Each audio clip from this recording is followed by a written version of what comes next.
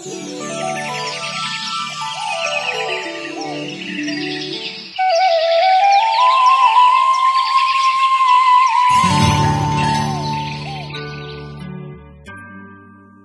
दिनों तक तेनालीराम राज दरबार नहीं गए।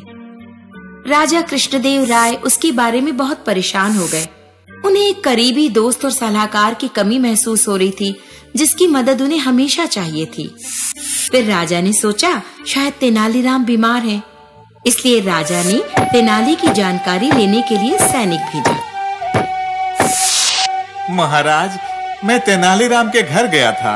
उनकी पत्नी ने मुझे बताया कि हर रोज सुबह वो कहीं चले जाते हैं। उन्हें नहीं मालूम कि वो कहाँ जाते हैं। ये सुनकर राजा कृष्णदेव राय परेशान हो गए। तेनालीराम से कहा जाए कि कल राज दरबार में हाजिर हो।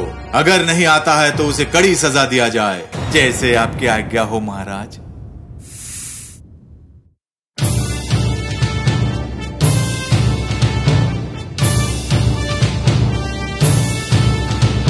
अगली सुबह तेनाली राज दरबार में हाजिर थे। तुम्हारा राज दरबार में न आने का मतलब क्या है? अगर बुलाने के लिए सिपाही भेजा जाए तभी तुम आओगे?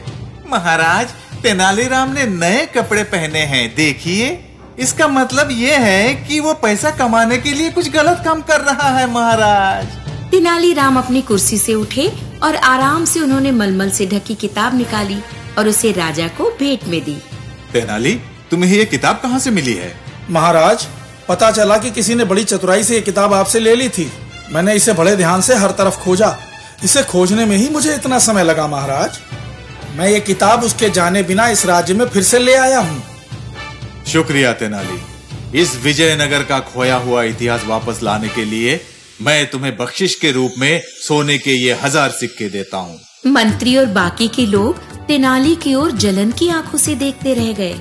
प्यारे बच्चों, आप जो बोते हैं वही काटते हैं, इसलिए अपने सारे काम में अच्छा होने की कोशिश करें। आपको जरूर पुरस्कार मिलेगा। होगी। अगले ही दिन दरबार में जब तेनालीराम आया तो राजा कृष्णदेव राय ने उससे पूछा, तेनाली, मुझे बहुत सी शिकायत आ रही है कि तुम हमारे राज्य के लोगों को ठग रहे हो और उनसे पैसा ले रहे हो। अपने बचाव में तुम क्या कहना चाहोगे? महाराज, क्या आप भी उन पर विश्वास करते हैं? हाँ, करता हूँ। यदि तुम कहते हो कि बेगुनाह हो तो साबित करो। तेनालीराम को राजा के शब्दों से बहुत अपमानित महसूस हुआ। वो चुपचाप राजा का